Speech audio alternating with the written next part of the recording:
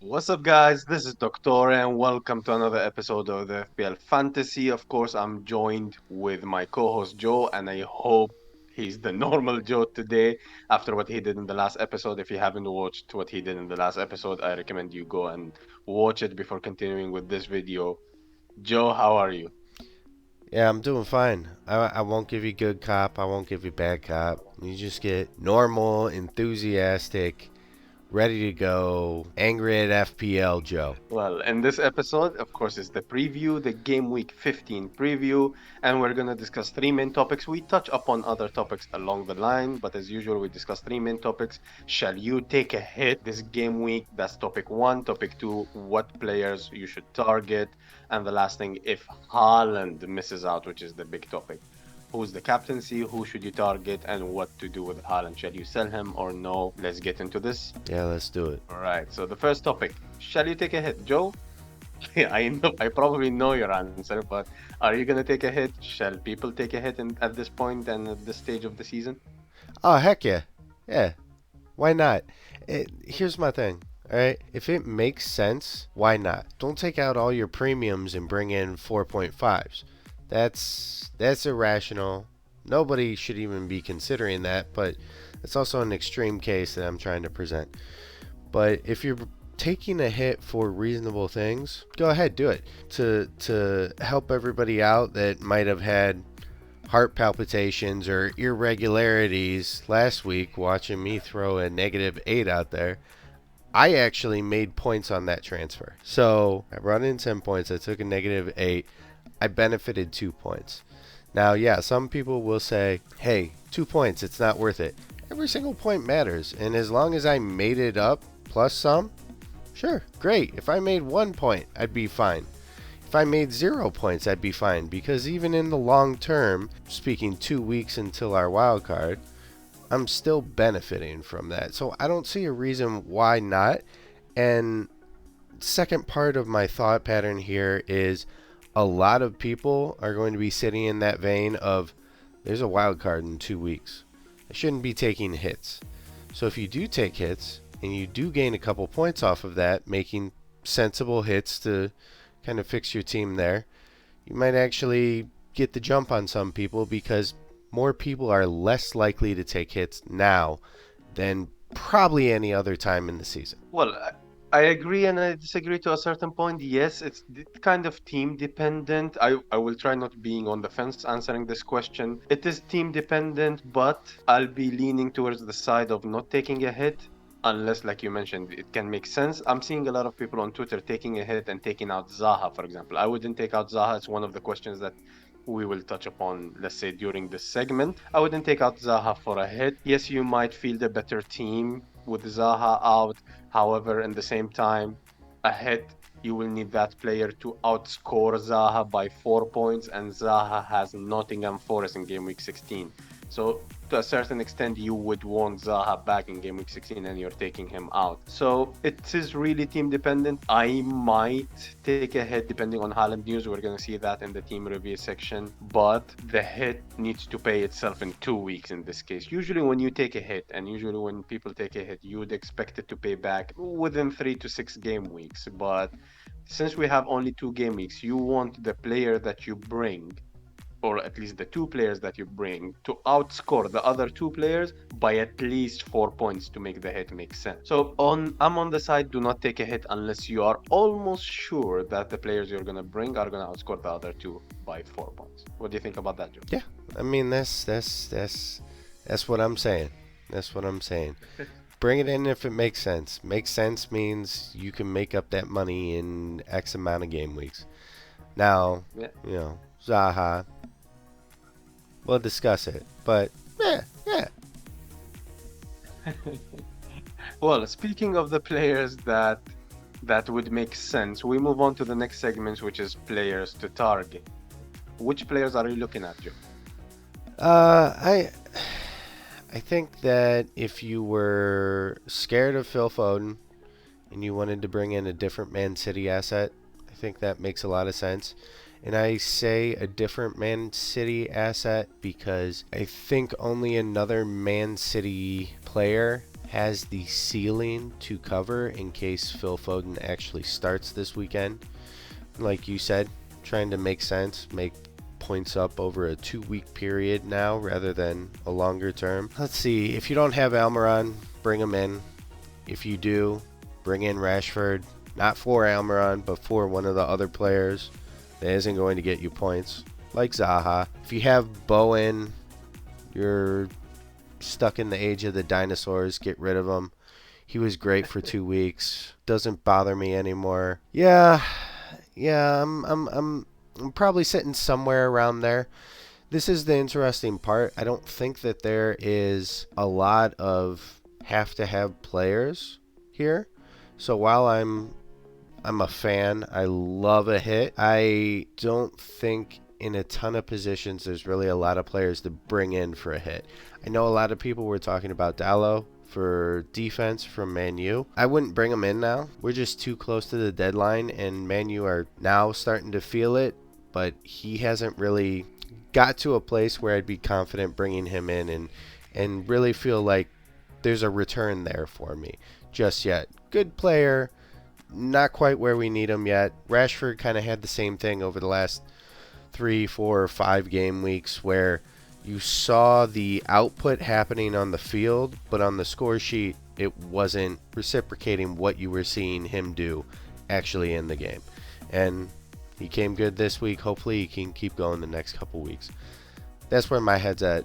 Doc, what do you look at? Well, I don't disagree. Well, I disagree with Dallo, but I agree with the point that he's on 4 yellow cards. So if you bring him in, expect him to miss out game week 16. Especially we're playing away versus Villa.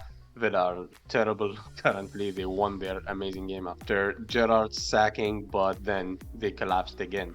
So Dallo's on 4 yellow. I would be careful. He would face suspension if he gets a yellow card. Otherwise, I think he's a great shot for his price, for the team he's playing. Manchester are becoming solid defensively.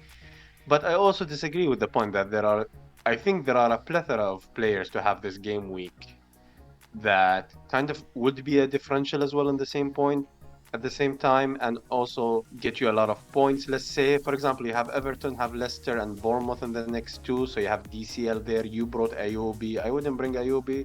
In this case, he's playing kind of center mid position, so he'll get that odd assist but and the odd goal, but he would not have this, let's say, high ceiling. So if you want a really, really out there punt, I would look at DCL. In the same time, I had a look at getting Bamford this game week because they have Bournemouth at home, Leeds, but he has Tottenham away. So if you want a 1 week punt for Haaland, let's say Bamford could be a great shout. Man City boys is a must. I'm trying to figure out a way. We're going to see that again in the team selection to have 3 Man City in my team, especially if Foden misses out and Haaland misses out. You have Bournemouth fixtures, Billing as a punt. Solanke is great to have. Leeds and Everton in the next two. Trossard and Gross from Brighton. Wolves and Aston Villa in the next two. Man United boys, especially Rashford, who's my main target for this game week. Aston Villa, Fulham in the next two. Even Nottingham Forest have two home games similar to West Ham. So Nottingham has Brentford and Crystal Palace at home, and then West Ham have Crystal Palace and Leicester at home. There is a lot of players you can bring in. And of course, the Newcastle boys, the most transferred in boys this game week, which is Almiron and Wilson. So there's a lot of players you can bring. However, captaincy is a bit iffy when it comes to all those players that I just mentioned. It's a hit and miss, which is a nice segue. I think I learned this from Joe how to move to next segments. Captaincy. So if Haaland misses out, Joe, who's your captain? Right now, either mystery player A that I'm considering bringing in, which I don't know, darn, you'll have to watch a few minutes further in the video to find out who that is, or good old, all good, oh man, such a good guy, Harold Kane. He's playing Liverpool. Liverpool have looked horrible in the Premier League. I know. Salah's back. He scored what? I don't know, 2 games in a row or so, yeah, he's awesome. He's fantastic. If he scores another game week in a row, he might be worth about 7 million. So I'm really excited to get him in at 7 million if they adjust his price for all that. But he's kind of being affected by inflation right now. So what are you gonna do? But if you look at Liverpool's defense, like they're all over the place, man. I think Kane is probably your best option. Now I will your best option out of Spurs people. I'm sorry. Heads all over the place today. But let me specify real quick because there is a buyer beware or captain beware, whatever you want to say. Son is out. He's getting facial surgery. That was recognized this week, like 24 hours ago, I think. So Son's out. Kulu is out. There are rumors he might have been out on the town, not out on the town like clubbing, but just somebody had saw him out and he looked still a little bit beat up. Richarlison's out. So there's one of two things that is going to happen there. Either Spurs are not going to have any creativity at all, or every single ball is going to run through Harry Kane, even more so than normal, and he'll be allowed to do literally whatever he wants to these teams. I think Kane's not a bad go. Those are really the only two that I'm looking at. Mystery player and Harry Kane. Doc, what about you? Well, I would say KDB is the highlight. So once you're gonna see in my team reveal again, you're gonna see I'm a bit all over the place when it comes to my team selection just because of Haaland's injury. Haaland is fine, team is done. I press submit and I enjoy my weekend. But if Haaland is out, I need to fit KDB somehow in my team. It will be for a hit because I want to play the game in a certain way, especially how I've been playing it for the past few years, which has worked out well for me. I'm sorry, you said a Which hit. I'm just, waving you over to my side. Come on. Let's go. no, Let's go if have fun. Haaland is out, if Haaland is out, is highly likely I take a hit because I want the best captaincy. That's what I'm mentioning. That I've been playing, trying to get the best captain every single week, regardless of how much it costs, and captain them because captaincy plays a big role in the game. So KDB is the best captain, so I will try to fit him in, but it will take for a hit. So I think KDB is the standout. Definitely, I'm gonna go for it probably if Haaland is out.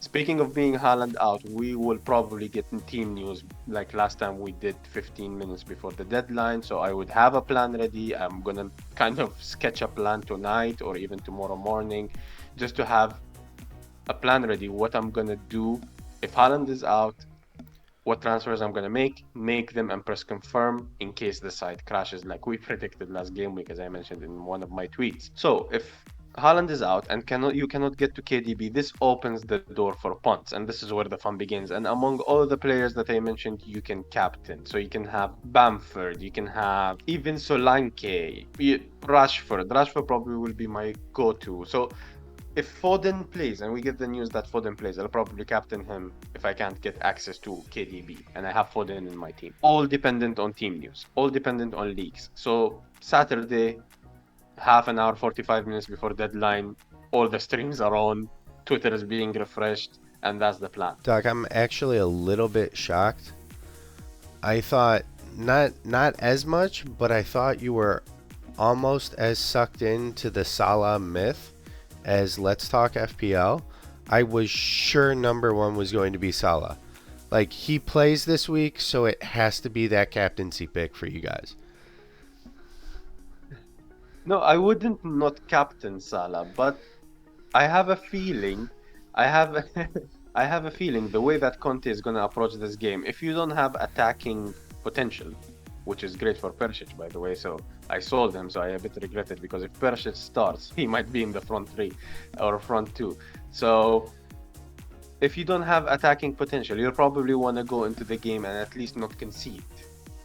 So Conte might shut shop, and Liverpool will struggle to score a goal, especially if they don't score early. It's going to be difficult to score versus Conte's team.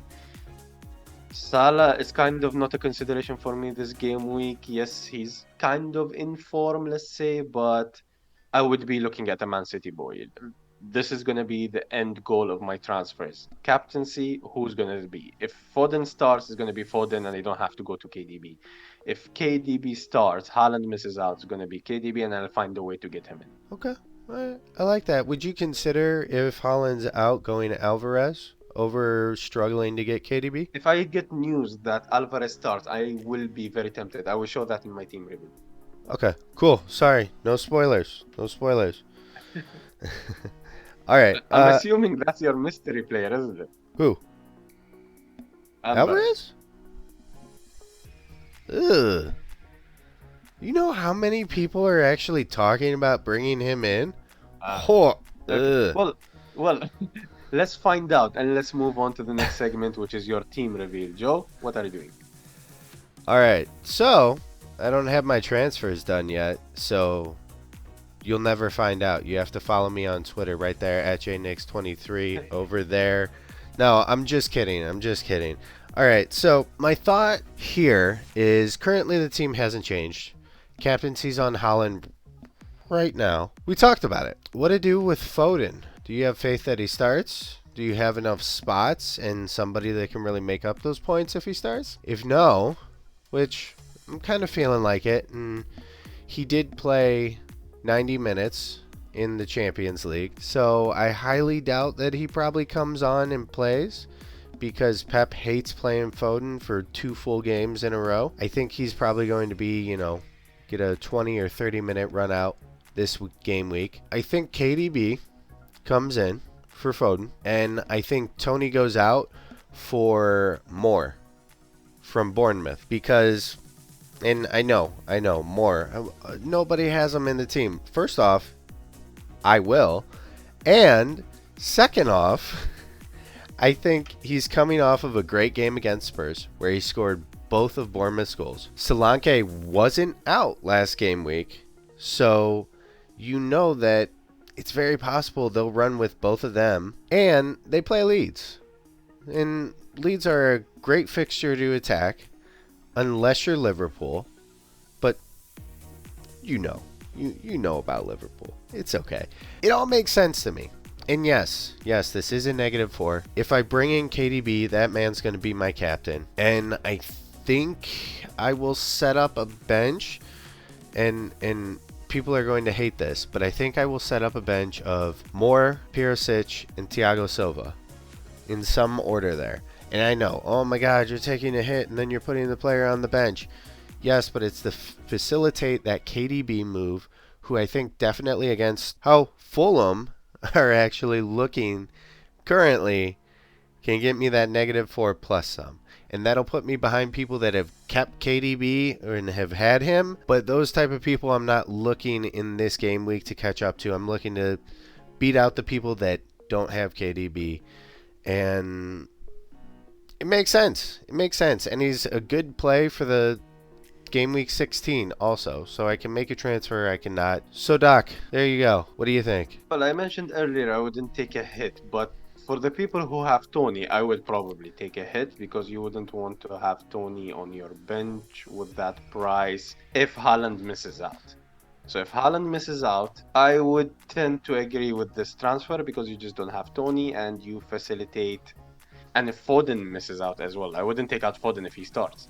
So yeah, I see the point of doing that. I absolutely see the point of doing that just because you have Tony. Not a lot of people have Tony anymore. But if you have Tony, I would probably take a hit if Haaland or Foden miss out. So go ahead. Yeah, and I was thinking, really, in this situation, how I have my team set up right now, Tony's probably the only one that doesn't even make an appearance. Thiago Silva is possible, but now they also had a hit to Chilwell, so now they need all their defenders to play. So I can't really see them resting Thiago Silva too much more. They might just have to run him into the ground soon enough or bring up academy players, but I think it's better running your 49-year-old defender into the ground than put a 16-year-old out there that's never even talked to the first team. Also, more will come on for you if Haaland misses out. If he doesn't miss out, who are you captaining, Haaland or KDB? If Haaland doesn't miss out, I'll probably go Haaland. I think it's really a toss-up for either one of them. Haaland's going to be coming off injury. He doesn't facilitate the ball as much, really. Anyways, yeah, it's a home fixture, so he's more likely to get a hat trick. But KDB is going to be on the ball nonstop. so you have more opportunities for points there. So, but I think Haaland's my guy. Okay, if Foden starts, what are you gonna do? Foden won't start. It's not even. That's Uh, not even an option. let's move on to my team and talk about this team. The team that you see in front of you is dependent on Haaland starting. Again, like I mentioned, like everybody, like most people in the FPL community who do not have Tony, who's suspended in the next game, they just didn't need to do a transfer. Most people did a transfer and got Wilson or Almiron. But I'm waiting for team news because Foden is a risk, Haaland is a risk. Haaland and Foden start, problem solved. You can see on the team right now. I have Andreas in the team, and this Andreas will become simply Rashford, or Mitrovic becomes Wilson, and I bring Wilson instead of Andreas, and then I have the team set if Foden and Haaland start. If Haaland doesn't start, I'll try to facilitate the money that I have in him to bring in KDB and captain KDB unless Foden starts. If Foden starts, then I simply do the planned transfer, captain Foden, and done. If both Foden, so those are the three scenarios. If both Foden and Haaland miss out, then I'm in a pickle.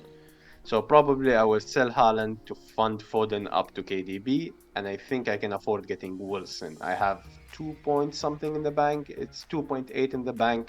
So I will tinker a bit more and see. But I have three scenarios already in my mind. I usually plan on a Thursday night or Friday morning. This is Thursday afternoon when we're recording this video, and I have kind of sketches. Usually, I have a clear image of what I want to do, but it's all dependent on team news. And as I mentioned earlier, Saturday afternoon, I'll be just sitting down and waiting for team news, and then make my moves. Joe, So, thought that I have. We've talked about it. You're talking about bringing in Rashford.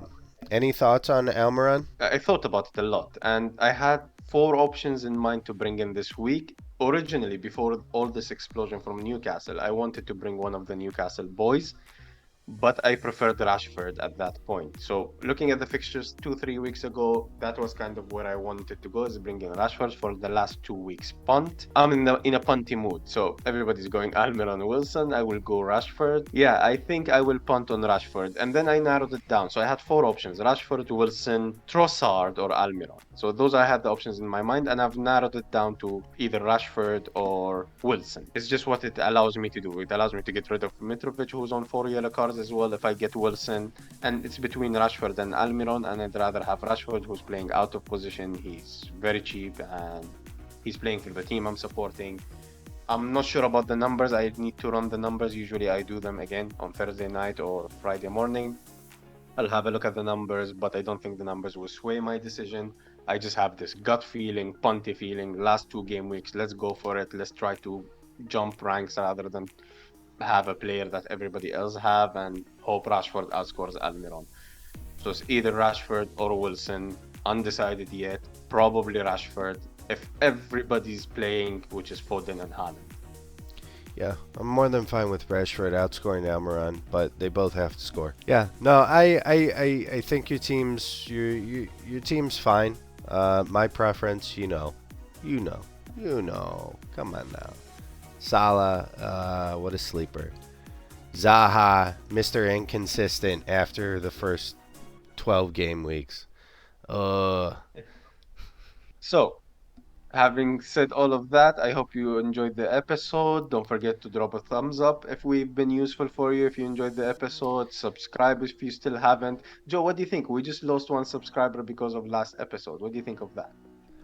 I think they aren't really ready for FPL. I don't think we lost a subscriber. I think FPL lost a player because if they can't handle that amount of sheer emotion, they're gonna hate it when their captain blanks. They're gonna absolutely hate it when their captain blanks. Well, regardless, everybody, show us your support, and we'll see you on the next episode. Yep. We'll see you next time, everybody. Let's get these points.